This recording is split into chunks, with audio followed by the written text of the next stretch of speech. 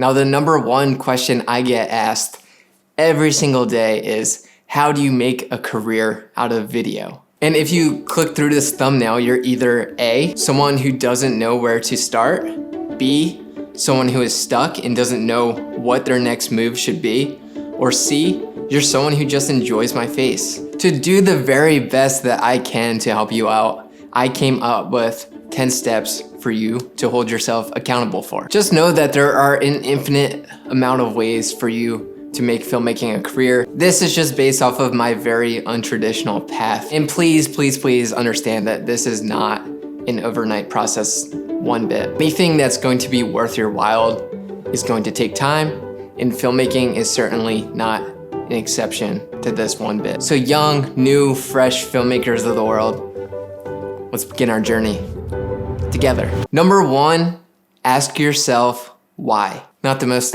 glamorous step to start things off, I'm very aware. But if you cannot answer this question openly and honestly to yourself, there's really not much point for us to move forward here. Why do you want to be a filmmaker? There is no right or wrong answer to this question. There's only an answer. If you don't have that why, when things start falling apart around you in this industry, which I promise they will on occasion, it's going to be very hard for you to get through to this thing. For me, my whys were A, I wanted a flexible work schedule. B, creating things brought me joy. C, I wanted to be proud to say what it was that I did for a living when someone asked me. And D, I wanted to leave something behind on this earth when I inevitably cease to exist. Very morbid. So whenever poop starts hitting the fan for me, I think back and I reflect on those whys that I got down to at the very beginning of things. And those things remind me why I'm doing it and why I need to continue to push through and get through all of this. Number two is buy a camera. A filmmaker with no camera is a lumberjack with no axe, a pilot with no plane, and SquarePants with no water. Yes, I am very aware that cameras are not cheap and that everyone's financial situations are different, but we live in a time where the barrier to entry for filmmaking is the absolute lowest that it's ever been. Owning a very fully capable camera has never been so affordable. If you don't have the money now for a camera, set savings goals for yourself. I'm not a personal finance expert, so listen to people like Dave Ramsey and Ramit Sethi who teach you how to better budget your life and decide what is a necessity for your spending and what you can cut costs on. You don't need to buy brand new cameras. You don't need a camera that shoots 4K. You don't need a camera that shoots 120 frames per second. All you need is a camera that shoots 1080p at 24 frames per second, which pretty much every camera nowadays does. And if you're someone who needs time to start saving up for that camera, start learning how to shoot video on your phone. And if you don't have a phone that shoots video, do research now on the camera you want to be purchasing and learn how to use that camera through the internet. So when you do reach those savings goals and you're able to buy that camera, you're able to just jump right into things and you can bypass a couple steps. Everyone, and I mean absolutely everyone, starts on a not so great camera. I started shooting video on a Nikon DSLR. And when was the last time you saw anyone in the world shooting video on Nikon DSLRs? So do your research, find what camera works best for you within your own personal situation. Number three is learn how to use that camera. Seems pretty logical, right? Surprisingly, this very, very simple step stumps like 95% of new filmmakers who want to get into shooting video. Everyone wants to just grab a camera and start shooting movies, and that's just not a thing. They search every nook and corner of the internet for shortcuts, fast lane ways to get a quote unquote cinematic image. I'll let you in on a quick little secret. Come here. Come on, come here. There is no shortcut. The only way you're going to learn filmmaking is if you care and you put in the time for your research. Watch YouTube videos, listen to podcasts, read books, focus on learning the exposure triangle for video, what frame rates are and when to use them, develop a basic understanding of what composition is and what makes an image attractive to the human eye, and learn the basic principles of storytelling and how to use a camera to capture it. So please do not be the person that skips over the basics, because they will always be around for the rest of your filmmaking career. So learn them now. Number 4 is create. Now, it's not going to do you much use to learn all these things and put in the research if you're not going to go out and put it to practice. So you need to actually get out there and physically create videos. The worst videos that you are going to create are the first videos that you're going to create. So you might as well shoot them now and get them out of the way. As you're continuing to shoot, as you're continuing to make videos over and over again, you're going to start to see what works and what's not going to work. And incrementally, each video is going to get better and better than the next one. You're gonna look back on a video that you did a week ago and be like, what the hell was I doing a week ago? I still do that. I'm pretty sure all filmmakers do that. That means you're growing. Then along this process of creating videos, you're going to start to learn how to edit, how to color correct and grade, and whatever you can learn to improve the quality of your videos that isn't necessarily gear reliant. This step is going to be very frustrating and take a ton out of you, but that's why we came up with our whys in step number 1. So we can think back to those. Why did we want to be a filmmaker in the first place? We use those and internalize those and push through all the muck. The main takeaway here is that you just need to be creating at this stage. Doesn't matter whether it's good or bad. Number 5 is building a portfolio. Once you start getting the hang of things and you're seeing your videos improved, now it's time to make more focused pieces of work. And you can do this by creating your own spec projects. Spec projects are projects you create for someone or something with all the same goals of a proper shoot, but without the client and money part of it. If you like athletics, make a fake short Nike basketball or running commercial. If you like cars, make a car commercial. If you like narrative stuff, find someone in your town with a cool story and shoot a mini doc. Or go on a road trip with a partner and make a video about the experience. It doesn't matter what you make, just make something that represents the work you want to be getting paid to be shooting. And once you start having these fully finished focused projects, it's time to start putting those into a website or a portfolio or some type of body of work. Your website should be a clean and simple way for anyone to see all of your most prized work.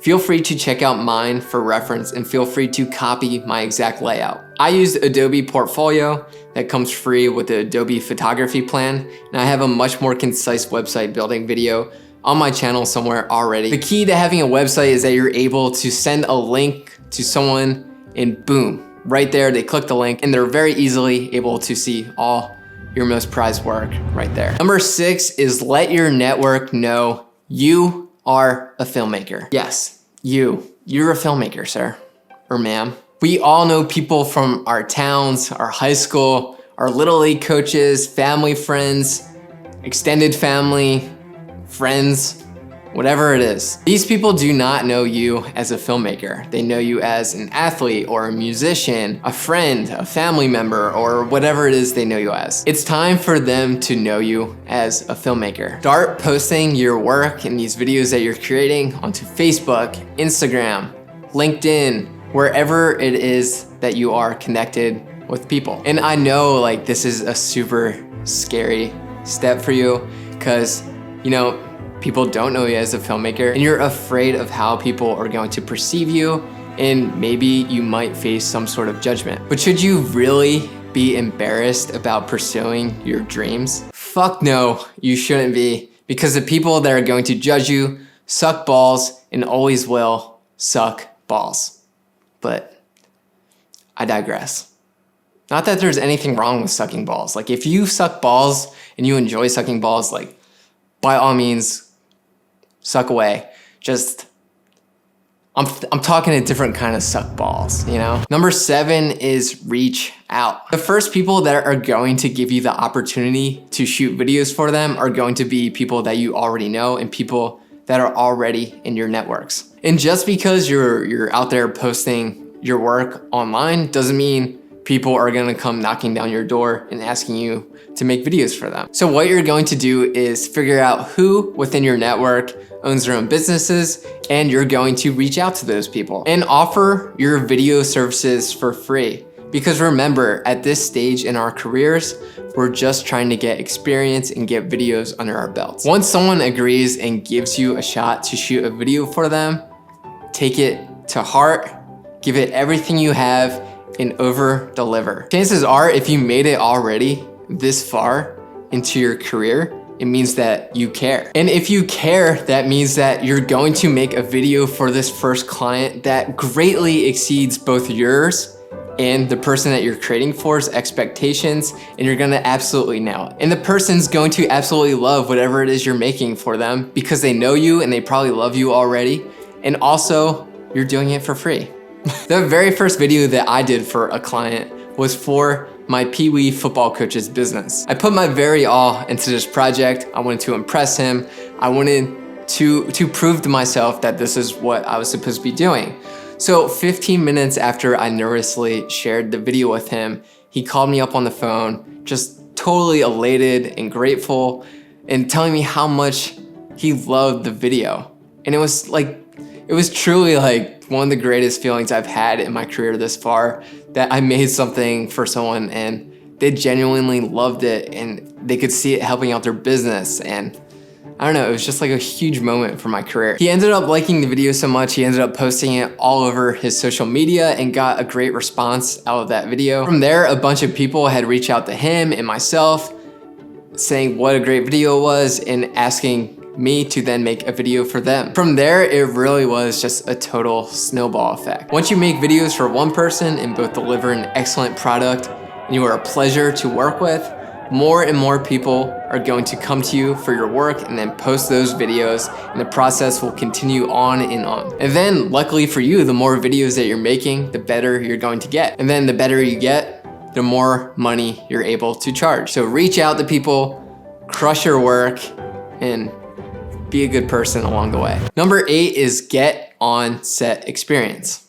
Now this step could have come before other steps, but within my very untraditional career path, this is where that step came into place. So now that you're getting more comfortable and you're able to make a little bit more money doing filmmaking as a career, what the next thing you're going to want to do is continue to grow and develop yourself as a filmmaker. Working alone, you're only going to grow so much and eventually you're gonna plateau. And there's also just only so much that you're able to learn by doing yourself and learning online. The next thing that you want to do for yourself is actually get involved with the filmmaking industry in the closest city nearby you. Start reaching out to production companies and other filmmakers and start humbly offering your services as a production assistant, a camera assistant, behind the scenes shooter. And there's a chance that you'll get paid for this, but I would personally offer for free.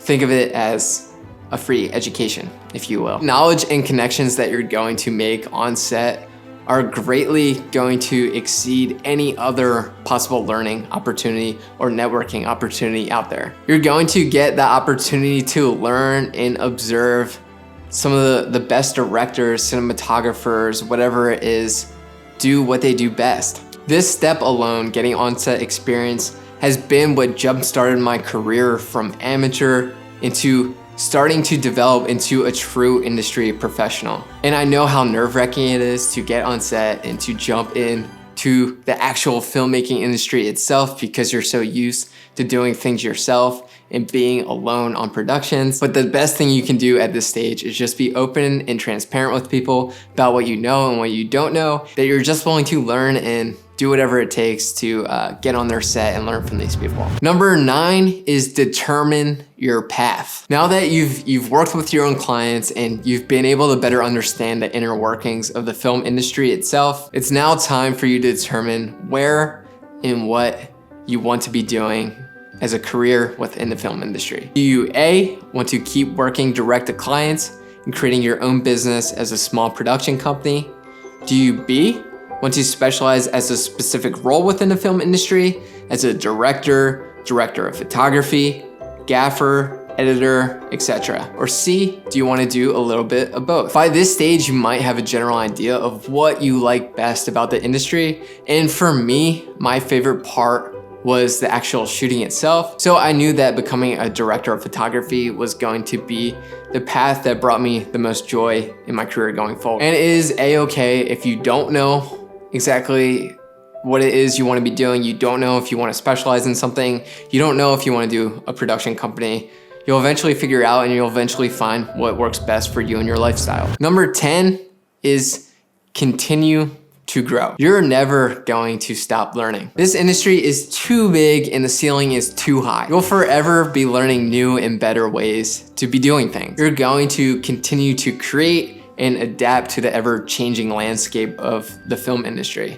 Look how much the film industry has changed over the past even 20 years. And then think about all the untold stories that still exist throughout this world. And for me, that's the most exciting part of it all. So we're all gonna continue to grow and continue to get better and better every single day because there's so much out there for us to be doing and improving upon. So like I mentioned at the beginning of this video, do not expect anything to progress overnight. I'm just really getting to step number 9 of this, and I've been doing it for about 4 years now, and some would even consider that to be quick. But if you took step number 1 of all of this very seriously and you truly and openly ask yourself why you want to be a filmmaker, and you're able to use those questions as your North Star going forward, then there is no doubt in my mind that you will be able to achieve your filmmaking dreams. And whatever you do, just don't forget to enjoy the process along the way, because that's the best part of it all.